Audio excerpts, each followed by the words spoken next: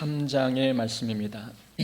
사도행전 3장 11절부터 26절까지입니다. 사도행전 3장 11절부터 26절까지의 말씀입니다. 우리 한 절씩 교독하겠습니다.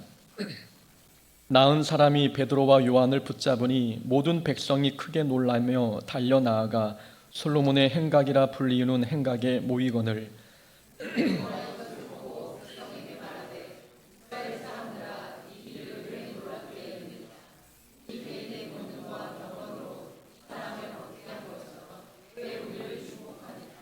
아브라함과 이삭과 야곱의 하나님 곧 우리 조상의 하나님이 그의 종 예수를 영화롭게 하셨느니라. 너희가 그를 넘겨주고 빌라도가 놓아주기로 결의한 것을 너희가 그 앞에서 거부하였으니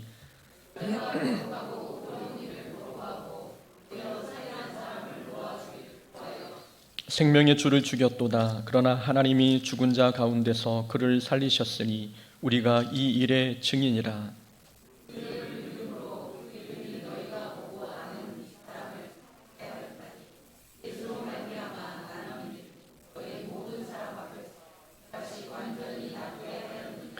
형제들아, 너희가 알지 못하여서 그리하였으며 너희 관리들도 그리한 줄 아노라.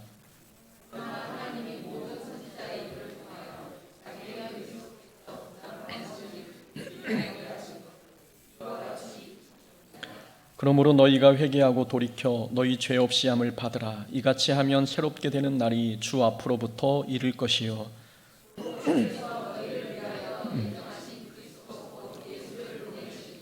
하나님이 영원 전부터 거룩한 선지자들의 입을 통하여 말씀하신 바 만물을 회복하실 때까지는 하늘이 마땅히 그를 받아두리라.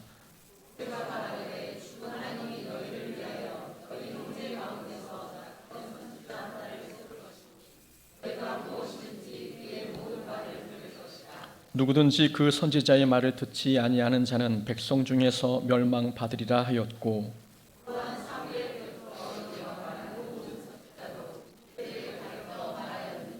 너희는 선지자들의 자손이요 또 하나님이 너희 조상과 더불어 세우신 언약의 자손이라. 아브라함에게 이르시기를 땅 위의 모든 족속이 너희 씨로 말미암아 복을 받으리라 하셨으니 하나님이 그 종을 세워 복 주시려고 너희에게 먼저 보내사 너희로 하여금 돌이켜 각각 그 악함을 버리게 하셨느니라. 아멘. 오늘 사도행전 3장 11절부터 26절까지 말씀 통해서 보이지 않는 적을 조심하라 라는 제목으로 말씀 함께 나누겠습니다. 미스 페레그린과 이상한 아이들의 집이라는 영화가 있습니다. 2016년도에 개봉한 영화인데 아이들의 상상력을 자극하는 판타지 영화이기도 하고 또 어른들을 위한 교훈이 담겨 있는 영화이기도 합니다. 미스 페레그린, 곧 페레그린이라는 여자는 특별한 능력을 가진 아이들을 돌보고 있었습니다. 돌보는 아이들에게는 특별한 능력들이 있었는데 어떤 아이는 투명인간이었고 어떤 아이는 몸이 가벼워서 하늘을 날 수 있었습니다. 어떤 아이는 식물을 순식간에 키워내는 능력이 있었고 어떤 아이는 인형이나 무생물을 살아있는 물체로 변화시킬 수 있는 능력이 있었습니다. 아이들에게는 특별한 능력이 있었지만 아이들의 모습은 이상하기도 했고 기괴하기도 했습니다. 모든 아이들이 특별한 능력을 갖추고 있었지만 단 주인공 제이크라는 아이는 체구도 왜소했고 신비한 능력도 없는 지극히 평범한 아이였습니다. 제이크는 스스로도 자신은 특별하지 않은 사람이라고 생각하며 지내고 있었습니다. 그러다가 어느 날 아이들이 사는 곳에 할로우라는 괴물이 나타났습니다. 할로우의 몸은 사람처럼 생겼지만 키가 크고 팔과 다리는 비정상적으로 길었으며 양손은 뾰족한 무기처럼 생겼습니다. 얼굴에는 눈과 코가 없었고 입만 있는, 그래서 사람들의 눈을 빼가는 무서운 괴물이었습니다. 아이들에게는 특별한 능력이 있었기에 괴물과 싸워도 충분히 이길 수 있었습니다. 그러나 문제는 이 괴물은 사람 눈에 보이지 않는다는 점이었습니다. 눈에 보이지 않으니 아이들은 자신들의 능력을 아무것도 발휘할 수가 없었습니다. 그런데 할로우 괴물이 나타나자 평범해 보였던 주인공 제이크는 자신에게 특별한 능력이 있음을 알게 되었습니다. 제이크에게는 괴물을 볼 수 있는 능력이 있었던 것이지요. 다른 사람들 눈에 보이지 않는 괴물이 제이크 눈에만 보였습니다. 그래서 아이들은 괴물을 볼 수 있는 제이크의 도움을 받아 괴물을 물리쳤던 것이지요. 이 영화에 담겨 있는 교훈이 있습니다. 모든 어린이는 특별하다는 교훈입니다. 어른 눈에 특출난 것 없어 보이고 평범해 보이는 아이일지라도 어린이는 모두 특별하다는 생각을 어른들이 가져야 한다라는 그런 교훈을 주고 있는 영화입니다. 또 하나의 교훈이 있습니다. 인생에서 필요한 것은 보이지 않는 위험을 볼 수 있는 안목을 갖는 것임을 우리에게 가르쳐 줍니다. 가장 위험한 적은 보이지 않는 위험입니다. 그래서 가장 큰 능력은 보이지 않는 위험을 볼 수 있는 그 눈을 갖는 것입니다. 자신에게 뛰어난 능력이 있어도 인생길에서 위험을 볼 수 없다면 출중한 능력도 무용지물이 됩니다. 그러니 인생길에서 중요한 것은 무엇이 위험한 것인지, 그리고 그 위험이 어떤 모습으로 어떻게 나타나는지 분별할 수 있는 안목을 갖는 것입니다. 신앙생활에서도 가장 위험한 적은 눈에 보이지 않는 적입니다. 눈에 보이는 적은 맞서 싸울 수 있고 피할 수도 있습니다. 그러나 눈에 보이지 않는 적은 언제 어디서 어떤 모습으로 나타날지 모르니 준비하고 대처하는 게 매우 어렵습니다. 이스라엘 백성이 광야 40년 동안 가장 극복하기 어려웠던 문제는 불평이었습니다. 광야에서는 목마름이나 배고픔 그리고 아말렉과의 전쟁이 가장 큰 문제처럼 보였지만 사실은 그런 것은 문제도 아니었습니다. 광야에서 가장 무서운 적은 눈에 보이지 않는 불평이었습니다. 가나안 땅에 들어가서는 전쟁이나 이방 종교가 문제가 아니었습니다. 눈에 보이지 않는 안일함이 가나안 땅에 존재하는 가장 무서운 적이었습니다. 이스라엘 백성은 안일함에 빠져 이방 민족들을 모두 몰아내지 못했고 그 결과 우상 숭배의 죄에 빠지게 되었습니다. 보이지 않는 위험은 이렇게 척박한 광야에서도 존재하고 풍족한 가나안 땅에도 존재합니다. 이렇게 사탄은 우리를 넘어뜨리기 위해 모든 장소, 모든 상황에 보이지 않는 적을 매복시켜 놓습니다. 사울 왕은 자신이 왕이 되는 것을 못마땅하게 여겼던 불량배들에게는 관대함을 보여주었습니다. 그러나 다윗에게만큼은 질투심을 감추지 못해 그 질투 때문에 실패한 인생을 살았습니다. 다윗은 거대한 적장 골리앗과 싸워 이겼습니다. 그러나 나태함과 욕심이라는 감정 때문에 밧세바에 걸려 넘어졌습니다. 아브라함은 말씀에 순종하여 고향을 떠나 정해지지 않은 목적지로 가는 담대한 믿음을 보여주곤 했습니다. 그러나 조급함 때문에 하나님의 때를 기다리지 못하고 이스마엘을 낳는 실수를 범했습니다.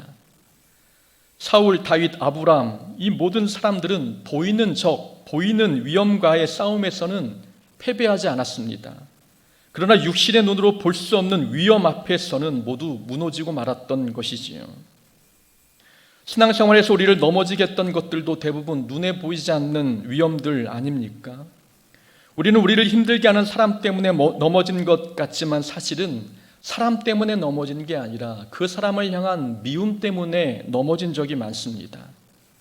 힘든 환경 때문에 시험에 든 것보다는 우리는 환경을 향한 이유 없는 불평과 원망이 우리를 시험에 들게 한 적이 많습니다. 성공 가도를 달리는 평탄한 길에서는 교만 때문에 넘어졌고 고난의 길에서는 열등감이나 실패감 때문에 넘어지기도 했습니다. 우리의 인생길에도 보이는 적보다 보이지 않는 위험들이 우리를 더 위험의 길로 인도했다는 것입니다. 그만큼 보이지 않는 적이 무섭다는 걸 우리에게 알려주고 있습니다. 그래서 우리에게 필요한 것은 보이지 않는 위험을 볼 수 있는 안목입니다. 영화 속 제이크처럼 보이지 않는 적의 실체를 우리가 볼 수만 있다면 우리는 믿음으로 충분히 싸워 이길 수 있는 것이지요. 그래서 우리가 말씀을 읽고 듣고 연구하는 것입니다. 하나님의 말씀만이 보이지 않는 적을 보이게 만드는 거울이 될 수 있기 때문입니다. 오늘 본문은 베드로의 설교 내용이 나옵니다. 베드로의 두 번째 설교인 오늘 본문에는 기독론에 관한 신학적 지식이 담겨 있지만 신앙생활에 필요한 신앙적인 교훈도 함께 들어 있습니다. 특별히 우리가 신앙생활에서 만날 수 있는 보이지 않는 위험이 무엇인지, 그리고 그 위험을 어떻게 극복해야 하는지를 가르쳐주고 있는 본문입니다. 신앙생활에서 가장 위험에 빠지기 쉬운 때는 능력을 행한 바로 뒤입니다. 베드로와 요한은 성전 미문에 앉아 있는 걷지 못한 자를 고쳐 주었습니다. 나사렛 예수의 이름으로 일어나 걸으라 외치니 태어나서 한 번도 걸어본 적 없던 사람이 걷고 뛰었습니다. 기적을 본 많은 사람들이 베드로와 요한에게 몰려들었습니다. 자, 이때 베드로와 요한에게 찾아오는 보이지 않는 유혹, 보이지 않는 적이 무엇이겠습니까? 바로 자만과 교만입니다. 보이지 않는 적은 교만과 자만심입니다. 그리고 교만과 자만심을 이기려면 나는 하나님의 도구이다 라는 생각을 가져야 합니다. 신앙생활에서 가장 경계해야 할 적은 눈에 보이지 않는 자만심입니다. 사람들에게 인정받고 싶은 욕심, 내가 했다는 걸 자랑하고 싶은 욕망, 인기를 얻고 싶은 욕구, 우리를 가장 많이 넘어뜨리는 보이지 않는 위험들 아니겠습니까? 능력을 행한 베드로와 요한에게 찾아온 첫 번째 유혹도 자기를 자랑하고 싶은 욕망이었습니다. 많은 사람들이 베드로와 요한 주변에 몰려들었습니다. 인기를 얻을 수 있는 절호의 기회가 찾아온 것입니다. 이때 베드로가 일어나서 설교했습니다. 제일 먼저 전한 내용은 왜 우리를 주목하느냐였습니다. 우리의 권능과 경건으로 이 사람을 걷게 한 것처럼 왜 우리를 주목하느냐. 베드로의 설교에 담긴 핵심은 이건 내가 한 게 아니라 예수님이 하셨다라는 내용이었습니다. 베드로는 성공 뒤에 찾아온 자만심이라는 유혹에 넘어가지 않았습니다. 베드로는 사람에게 인기를 얻을 수 있는 기회가 있었지만 그 기회를 예수님을 높이는 기회로 삼았습니다. 내가 한 게 아니라 예수님이 하신 일입니다. 그러니 나를 주목하지 말고 예수님을 주목하십시오라고 설교했던 것이지요. 베드로는 성공 뒤에 찾아오는 이 유혹을 예수님을 드러내는 일을 통해서 무사히 이겨냈던 것입니다. 사실 따지고 보면 베드로가 잘한 부분도 있지 않습니까? 많은 사람이 성전을 드나들어도 구걸하는 사람을 향해 예수님의 이름으로 일어나 걸으라고 외친 사람 아무도 없었습니다. 오직 베드로만 용기를 내서 예수의 이름으로 일어나라고 외쳤던 것이지요. 이 베드로의 외침은 실패에 대한 두려움을 극복한 담대한 믿음에서 나온 외침이었습니다. 베드로가 이 정도 했으면 기적이 일어난 이 사건에 베드로의 지분이 조금이라도 있는 게 아닙니까? 그러나 베드로는 자신에게 단 1%의 칭찬이 돌아오지 않도록 모든 것을 예수님께서 하셨다고 고백했습니다. 나를 보지 마십시오. 내가 한 게 아니라 예수님이 하셨습니다 라는 고백으로 베드로는 자만심에 빠질 수 있는 상황을 믿음으로 잘 극복했던 것입니다. 사람이라면 누구나 인정받고 싶은 욕구가 있습니다. 사람은 남들이 하지 않은 일을 하면 자기의 수고를 자랑하고 싶어 합니다. 사람들이 알아주길 원하고 그래서 칭찬받기를 원하는 것이지요. 그러나 이런 칭찬받고 인정받고 싶은 생각이 조금이라도 생길 때 우리는 우리도 모르는 사이에 보이지 않는 유혹에 넘어지고 있는 것입니다. 내 지분이 조금이라도 들어가 있지 않을까? 단 몇 프로의 칭찬 정도는 받아도 마땅하지 않을까? 이런 생각이 우리 마음에 찾아온다면 우리는 보이지 않는 자만심에 무너지게 되는 것입니다. 이 보이지 않는 적 자만심과 싸워 이기려면 우리는 도구일 뿐이다 라는 생각을 가져야 합니다. 우리는 하나님의 도구입니다. 도구는 자기가 한 일을 자랑하지 않습니다. 도구는 주인이 사용하지 않으면 아무것도 스스로 할 수 있는 존재가 아닌 것이지요. 도구는 땀 흘려 수고해도 영광을 기대하지 않습니다. 모든 영광은 도구를 사용하신 하나님께서 받으셔야 마땅하기 때문입니다. 저는 하나님의 도구라는 단어를 생각하면 언제나 빗자루를 떠올립니다. 빗자루를 떠올리는 이유는 제가 교회 학교에 다닐 때 한 선생님께서 하나님의 도구라는 주제로 설교하셨는데 그때 예로 드셨던 게 빗자루였습니다. 선생님의 설교는 이랬습니다. 우리는 빗자루와 같은 존재입니다. 빗자루는 주인을 향해 왜 나를 빗자루로 사용하시냐고 따지지 않습니다. 주인이 사용하면 빗자루는 열심히 먼지 나는 바닥을 쓸어야 하고 다 사용하고 나면 다시 창고에 들어가야 합니다. 수고했다고 해서 깨끗한 안방을 요구하지 않고 창고에 들어간 것에 대해 불평하지도 않습니다. 도구란 바로 이런 것입니다. 이 설교가 마음에 훅 하고 들어왔습니다. 그 후로 저는 하나님의 도구라는 생각을 떠올릴 때마다 빗자루를 연상하는 것입니다. 우리는 하나님 앞에 단지 빗자루일 뿐이라는 생각을 해야 합니다. 우리가 한 일이 대단한 결과를 만들어냈어도 그건 우리가 한 일이 아닙니다. 하나님께서 우리를 대단한 일에 사용하시는 것 뿐입니다. 우리가 한 일이 아니니 우리는 우리가 한 일로 인해 주목받았어도 안 되고 영광을 얻었어도 안 됩니다. 신앙생활에서는 우리의 이름만 지워도 성공한 것입니다.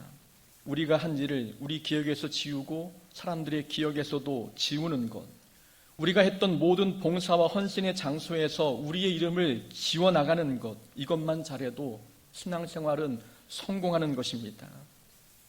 우리는 도구일 뿐이니 우리는 베드로가 고백했던 것처럼 우리가 한 게 아니라 예수님이 하셨습니다. 이렇게 고백해야 합니다. 이렇게 고백할 때 우리는 보이지 않는 자만심이라는 적으로부터 우리의 믿음을 지켜낼 수 있습니다. 베드로는 솔로몬 행각에 모인 사람들에게 설교했습니다. 베드로의 설교 내용을 보면 직설적이면서도 뼈 때리는 식의 설교였습니다. 13절부터 15절 내용을 요약하면 이런 내용이지요. 빌라도가 놓아주기로 결의한 것을 너희가 거부했고 결국 너희들이 생명의 주를 죽였도다. 베드로는 유대인들에게 돌려 말하지 않았습니다. 말을 조금 부드럽게 표현하지 않았지요. 너희들이 생명의 주를 죽였다. 베드로는 듣는 사람들이 거부감을 일으키지는 않을까, 설교자를 미워하지는 않을까, 이런 문제로 걱정하지 않았습니다. 베드로는 듣는 사람들의 영적인 상태를 정확하게 진단해 주었습니다. 설교를 듣고 믿음에 이른 사람은 4장 4절에 보니 남자만 5천 명이었지요. 이 5천 명이 베드로의 직설적인 설교도 자기에게 주신 하나님의 말씀으로 받고 아멘으로 받아들였다는 것입니다. 보이지 않는 적이 있습니다. 두 번째로 보이지 않는 적은 설교자를 향한 미움의 감정입니다. 설교자를 향한 미움을 이기려면 하나님께서는 설교자를 통해 말씀하신다는 믿음이 있어야 합니다. 하나님께서는 성경을 통해 말씀하시고 그리고 설교자를 통해 말씀하십니다. 성경과 설교자는 오늘날 하나님의 뜻을 전달하는 두 가지 통로입니다. 구약시대에는 선지자나 제사장이 하나님의 뜻을 전달했습니다. 그러나 오늘날 하나님께서는 성경을 우리에게 주셨고 성경을 풀어 전달하는 설교자도 우리에게 허락해 주셨습니다. 그런데 우리는 간혹 설교를 통해 상처받을 때가 있습니다. 성경을 읽으면서는 상처받지 않는데 설교자를 통해 전달되는 말씀에는 상처받을 때가 있습니다. 설교에 상처받을 때 사람들은 때로 설교자를 미워하기도 합니다. 스데반의 설교를 듣고 사람들이 이를 갈며 돌을 던진 것처럼 말입니다. 신앙생활에서 만날 수 있는 보이지 않는 위험, 그것은 바로 설교자를 향한 미움의 감정입니다. 설교자를 향한 미움의 감정을 이기는 방법은 하나님께서 부족한 사람의 입술을 통해서도 말씀하신다라고 하는 이 믿음을 갖는 것입니다. 설명드린 것처럼 베드로는 너희들이 예수님을 죽였다라는 다소 강한 어조로 설교를 했습니다. 그러나 많은 사람들이 아멘으로 받았지요. 물론 베드로의 설교를 들은 모든 사람이 회심한 건 아니었습니다. 4장 4절에 보니 말씀을 들은 사람 중에 믿는 자가 5천이었습니다. 말씀을 들은 사람 중에 5천 명이 믿었으니 말씀을 들은 사람 중에는 말씀을 받지 않은 사람들도 있었다는 뜻입니다. 같은 말씀을 들어도 이렇게 말씀을 영의 양식으로 받는 사람이 있는 반면에 거부하는 사람들도 있었다는 것이지요. 중요한 것은 자기 죄를 지적하는 이 직설적인 설교에 믿음의 반응을 보인 사람들이 있었고 믿음의 반응을 보인 사람에게는 변화의 복이 임하게 되었다는 사실입니다. 우리는 말씀을 들을 때에 어떤 반응을 보이고 있습니까? 그 말씀이 우리의 잘못을, 우리의 죄를 낱낱이 고하고 있다면 어떤 감정이 드십니까? 우리는 병원에 가면 의사에게 정확한 진단을 받고 싶어 합니다. 정확한 진단이 나와야 올바른 치료가 가능하기 때문입니다. 그렇다면 영적인 건강을 위해서도 그렇게 해야 하지 않습니까? 육신의 건강을 위해 정확한 진단을 받고 싶어 하는 것처럼 영적인 건강을 위해서도 정확한 진단을 받고 싶어야 하는 것, 바로 올바른 태도가 아니겠습니까?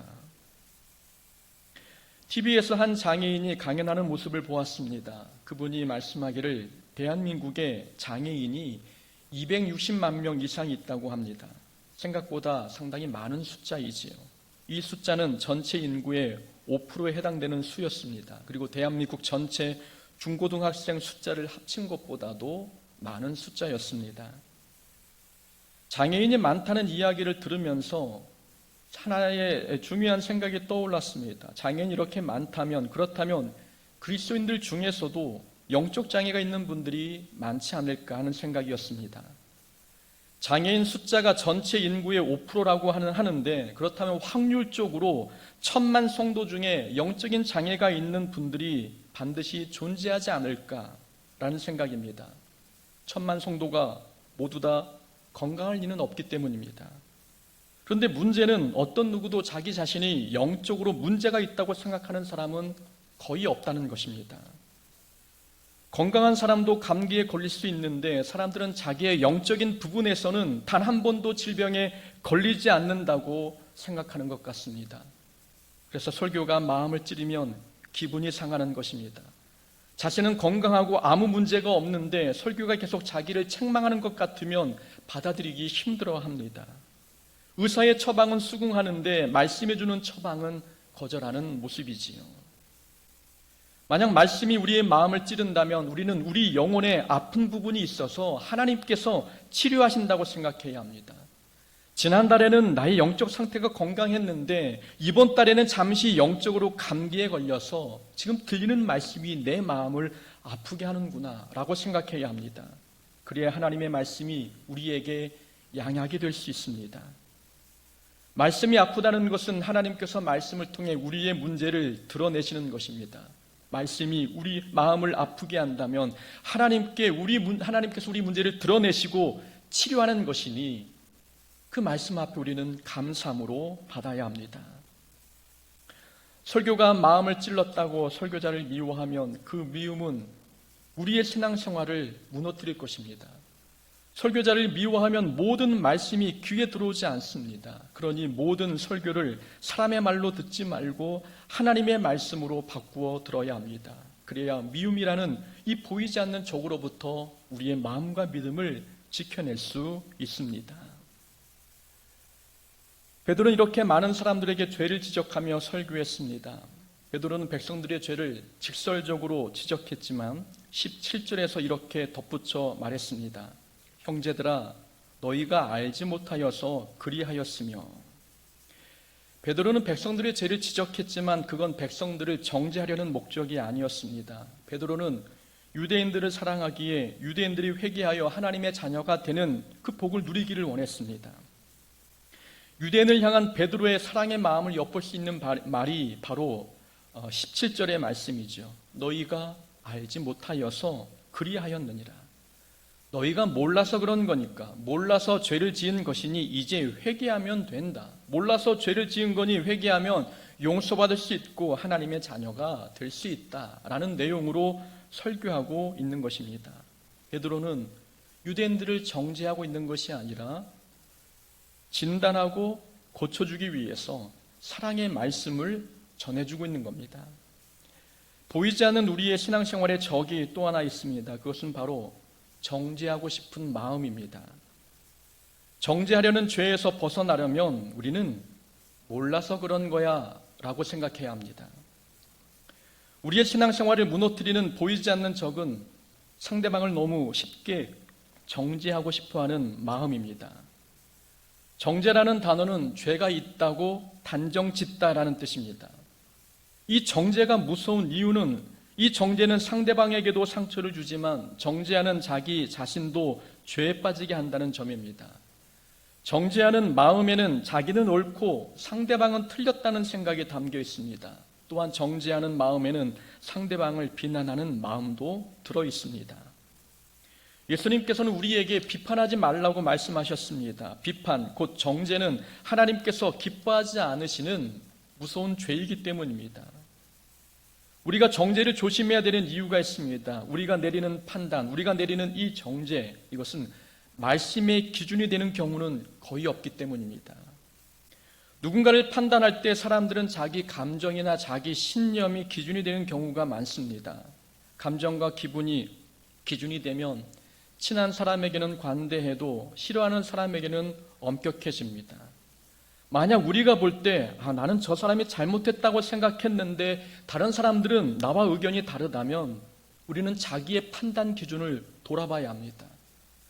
정확한 객관적인 기준으로 판단했다면 모든 사람이 그 판단에 동의해야 합니다. 그러나 나의 판단과 다른 사람의 판단이 다르다면 그것은 한쪽으로 치우친 기준을 가지고 판단했을 확률이 높습니다. 자기의 감정과 기분이 기준이 되어 판단한 것이라면 우리는 그거는 하나님께서 보실 때 기뻐하지 않는 정죄하는 모습일 수 있습니다. 누군가 잘못한 모습이 보이면 딱 하나만 생각하면 됩니다. 몰라서 그런 거야. 베드로가 유대인들이 향해 했던 말처럼 몰라서 그렇게 한 겁니다. 몰라서 그렇게 했으니 이제 회개하면 하나님이 용서해 주실 겁니다. 이렇게 말을 해야 상대방을 용서할 수 있고 상대방에게 변화의 기회를 부여해 줄 수 있게 됩니다. 상대방을 정죄했다는 것은 이제 상대방을 미워하기로 결심했다는 뜻입니다. 그래서 상대방을 정죄한 사람은 상대방과 좋은 관계를 유지하려고 하지 않습니다. 정죄한 마음에는 이미 상대방을 위한 사랑이 남아있지 않기 때문입니다. 그러니까 상대방을 미워하면 두 번의 기회를 주지 않고 바로 정죄하는 거죠. 상대방을 사랑하는 사람은 몰라서 그런 거야 라고 반응하지만 상대방을 미워하는 사람은 두 번의 기회를 주지 않고 바로 정죄하고 맙니다. 우리는 모두 하나님 앞에 완벽하지 않은 사람입니다. 완벽하지 않은데 누가 누구를 향해 정죄할 수 있는 존재가 될 수 있겠습니까? 우리는 아무도 비판할 수 없고 죄가 있다 단정 지을 수 없습니다. 드라마 낭만 닥터 김사부에 이런 대사가 나옵니다. 부모님의 삶도 완벽하지 않고 부모님이라고 해서 모든 사람에게 존경받는 것도 아니면서 왜 자녀에게는 완벽한 삶을 요구하시나요? 여주인공이 자기의 결정과 선택을 틀렸다고만 말하는 엄마에게 했던 말입니다. 부모님의 삶도 완벽하지 않으면서 부모님이라고 해서 모든 사람에게 존경받는 것도 아니면서 왜 자녀에게는 완벽한 삶을 요구하시나요? 이 말을 우리는 우리 신앙에게 적용해야 합니다. 우리도 완벽하지 않으면서 우리도 모든 사람들에게 존경받을 정도로 완벽한 삶을 살지 못하면서 왜 상대방에게는 완벽함을 요구하시나요? 우리는 아무도 완벽하지 않습니다. 그러니 우리는 판단자의 입장에 서지 않아야 합니다. 우리는 모두 심판대 위에 올라가야 할 연약한 사람들입니다. 판단하고 정죄하실 분은 오직 예수님밖에 없습니다. 그러니 누군가 잘못한 게 보이면 몰라서 그렇게 했구나 라고 생각하면서 용서와 관용을 베풀어야 합니다. 그렇게 해야 정죄하고 싶어하는 이 보이지 않는 적으로부터 우리 자신을 지켜낼 수 있습니다. 이렇게 신앙생활에는 보이지 않는 적이 많습니다. 보이지 않는 위험을 보려면 하나님의 말씀이라고 하는 안경을 써야 합니다. 육신의 눈으로는 보이지 않지만 말씀의 안경을 쓰면 우리가 무엇을 조심해야 되는지 보게 되는 것입니다. 우리는 하나님의 도구입니다. 하나님께서는 설교자를 통해 말씀하십니다. 몰라서 그런 거다라는 생각으로 성도의 관계를 화해하며 사랑해야 합니다. 베드로의 설교를 통해 얻은 이 세 가지만 기억해도 우리는 보이지 않는 적과 싸워 이길 수 있습니다. 우리는 날마다 인생길 신앙의 길에서 만나는 이 보이지 않는 적을 맞닥뜨렸을 때에 하나님의 말씀을 무기 삼아 이기시고 그래서 하나님께 영광이 되고 하나님 주시는 영적인 복을 누릴 수 있는 우리 신앙생활이 되어야 될 줄로 믿습니다. 아멘. 우리 함께 말씀